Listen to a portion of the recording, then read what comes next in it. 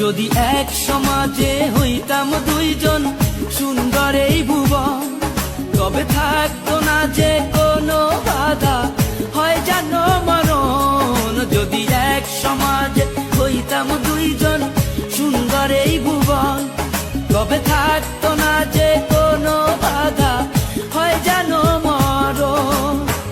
বিধি তুমি আমায় বলে দাও, ও কেন তারে ভালোবাসিলাম। নিঃস্ব হয়ে গেল এখন দুজনার জীবন। যদি এক সমাজে হইতাম দুইজন সুন্দর এই ভুবন, তবে থাকতো না যে